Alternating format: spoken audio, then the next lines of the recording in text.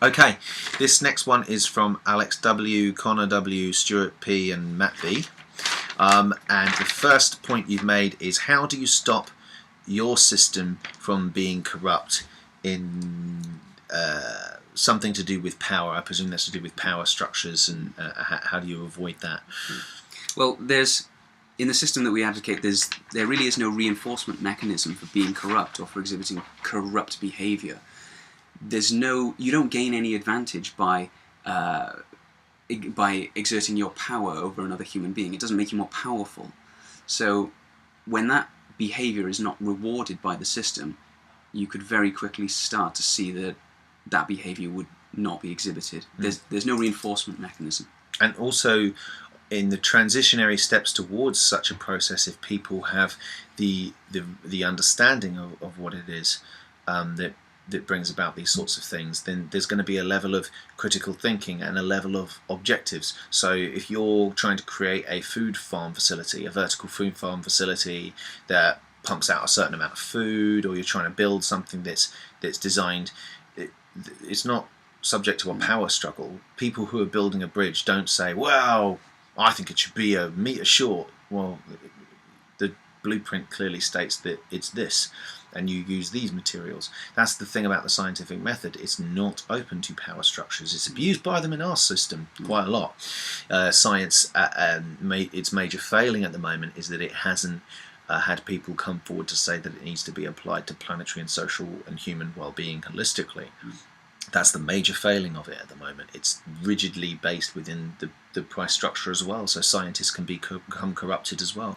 We'd rather have a system where you don't have that artificial mode of exchange, you don't have that self-maximization, you don't have that self-preservation, so that actually people can make objective decisions, rather than decisions based around vested interests that they have to protect in order to protect their ability to have enough money to meet their needs in the economy. So, or the anti-economy. That's the next question is related to corruption as well. In the event of revolution, such as in Egypt and Libya, how do you plan to not fall into the same Animal Farm plot of making that change? Well, again, revolution implies civil unrest or violence. Now, in Egypt and Libya, not my area of expertise, but I don't see how a replacement of a system that doesn't work with a system that does work is revolutionary. I think it's evolutionary. You're taking the ideas that do work and keeping them, and the ideas that don't work, you don't keep them. So it's an evolution rather than a revolution. Because remember, what we're talking about isn't political. That's the whole point. A lot of the questions we're answering come from a sort of political idea of what we have. You know, how are you going to stop power? Well, you know, it's very interesting. A lot of these questions are coming from the idea of, well, you know, human beings always seek dominance over everyone. Well, where does that come from? Yeah, or where do you base that premise on? Where's your observation that humans are by nature competitive? Show me the evidence. It's not good enough to say, well, they're competitive here, and here, in environments that generate that sort of behaviour and generate the sort of dominance that we're talking about. The fact is that all these political ideologies always end up in a situation of dominance because they have to, because that's what the structure of money does. It deprives one person at the bequest of someone else moving up. It creates the effect that you're seeing. So to judge people as always being dominant and domineering and greedy and things in an environment that produces those behaviours is not valid. It's not a valid way of judging. But with regards to like power controls and power struggles, once again, think about the internet. It's this holographic, you know, system basically that's never been down a day. Its self-defense mechanism is that it's spread, and the governments don't like this, which is why they're trying to put things like SOPA, you know, into effect, with basically being able to spy on everything you do every minute of every day and close down any website that they don't particularly agree with. I can imagine we'll probably be on their hit list soon. This because they don't like what things like WikiLeaks are doing, you know, and people who are coming out and exposing the system for what it is, because that's what the internet is. Not everything on the internet's true, of course, but it also gives that wonderful benchmark for people to be able to come forward and put information out in the public domain that was previously shrouded from public view through the power establishment's control of the media outlets that give you all your information. Where else do you get your information from? Another important thing, did you hear about technological unemployment from the Sun newspaper? Or what about planned obsolescence? Did you hear about that from the Daily Mail? Did you hear about intrinsic obsolescence from the Times? Did you hear about cyclical consumption? No, you didn't. I know it sounds a little bit arrogant, but the reason you didn't hear about those things is because the papers don't print them, because it's not in the interest of the culture in which they exist to print these stories, to print these problems that we're facing. Great change, social change, has always come from the ground up. That's why we were there today. What's the point in us going and having a chat with David Cameron? It's not going to get us anywhere, But even his values are going to need to shift eventually, and he would live much better life than he does now, and so would any other rich person in a resource-based economy, because things are designed to actually meet human needs rather than designed to profiting off of a problem. And that sort of disposition and the spread is what would, and how you arrive at decisions and thinking critically about what people are telling you, and not seeking dominance over each other all the time in this sort of price structure we have, is what would lead to the self-defense mechanisms against power in the long run, because you don't have that artificial mode of exchange. So, sorry, I rambled a little bit on that one. How do you plan to move the ideology? How do you plan to make the ideology stick? How do you plan to make the ideology stick? Well, first of all, this is not an ideology. This is not a political ideology. It's a train of thought. It's an idea that using the planet's resources intelligently, we might be able to achieve a better standard of living for a larger number of people. It's not an ideology. Ideologies, sometimes by their very definition, do not reference the real world.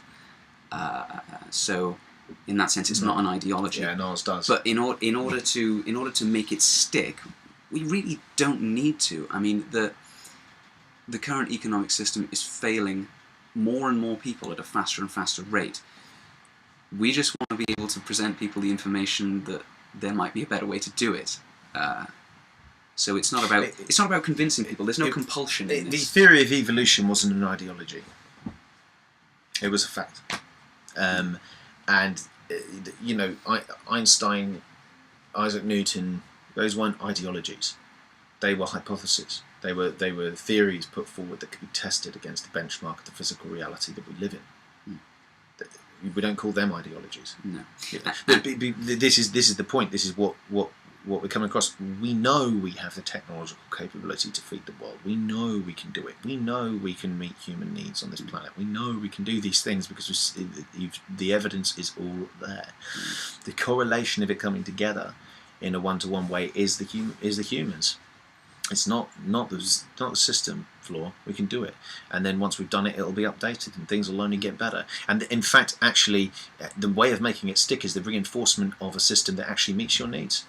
Why would you want to hurt a system that meets your needs? When you have an Asda shop come in or whatever it is into your fridge, I don't see you pulling all the stuff out of your fridge and throwing it on your front lawn, because you've just spent your money on it. If you live in a system that creates abundance for you to meet your needs, and then you will be far more likely to want to contribute to such a system and such an effort. I know I would. I'd love to contribute every day by learning, by going to a technical team if I have any expertise in that particular area, by going and think of things like drum lessons. I give 30-minute drum lessons arbitrarily. Some of them don't need to last that long, and some of them need to last longer, but you paid for 30 minutes, so I've got to give you 30 minutes. That's rubbish. That's not a good way of teaching. Yeah. It's not a good way of teaching, but it's in the price mechanism, isn't it? So we've got to provide a product. Everything is affected by this. Your relationships are affected by this. Your relationships with your parents, your relationships with your girlfriend or your boyfriend or your siblings. Everything comes into it, because in an ownership mentality, everything can be owned. human beings can be owned. This is the point. Is it permeates everywhere? How could it not do? It would have to permeate everything, because that's the reinforced mechanism of the system that we live in.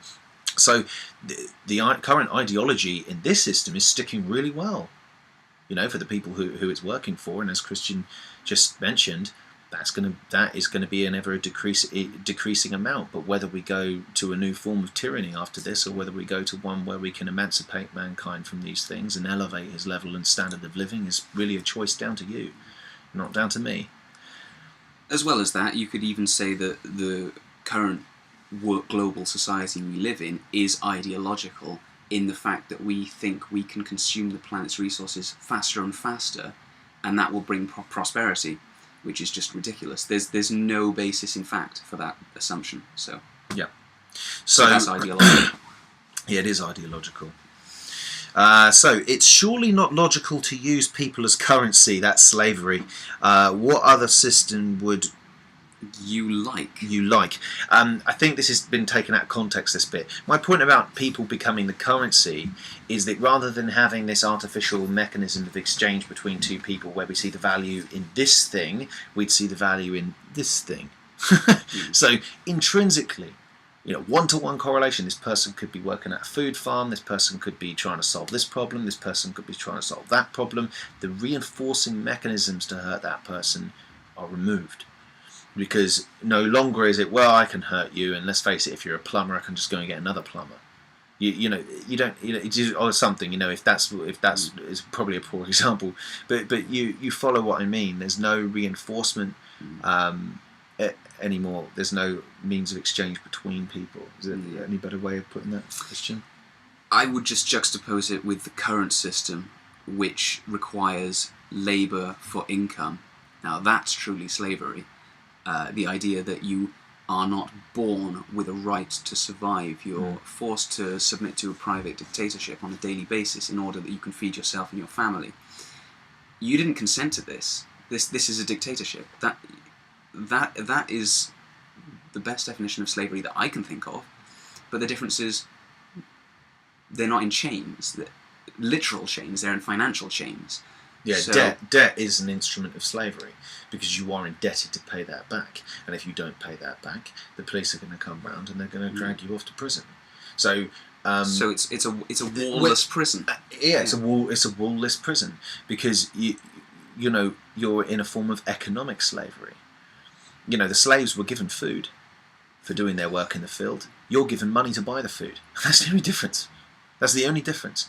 And worse still, because the money is created out of debt by private banking corporations, which is basically fraud. They've got no right to keep you in that way, and the only thing that is that collectively everybody is all around going, yeah, it makes sense. And so now we all have to be slaves. But if we got rid of money, we'd all be rich. So yeah, I think we probably covered the currency. I think there might have been a misinterpretation of how that came across. I didn't mean that we're going to actually pick up people and put them on the counter as just to pay for our goods. That's not kind of what I meant. So what do we do with the mess we have once the Zeitgeist ideology comes into effect? Well, first of all, the Zeitgeist ideology, one thing to point out there is Zeitgeist is an anti-institution. The minute people understand this train of thought, we're gone. Okay? I don't want the Zeitgeist movement around. I want people to understand this intrinsically through a process of education, and then maybe we can move on from this. But coming back to what do we do with the mess we've created in this current system? Well, we stop adding to it for a start. So we're going to, first of all, the fractional reserve-based monetary system and the things that create such a cyclical consumption are going to continue to cause this hideous amount of waste of resources. And then we can go about cleaning it up with a system such as we have now, and we would want to, because it's hurting our environment, which hurts us. Yeah. How would we go about addressing the mess? Recycle as much as possible. Once the constraints of the profit motive disappear, you can really, really do so much more with the resources that you have available once you don't have to justify their financial purpose. Their financial purpose, the sense that they make in terms of finances. Once you don't have to make money off a solution, you can just solve the problem. Yeah.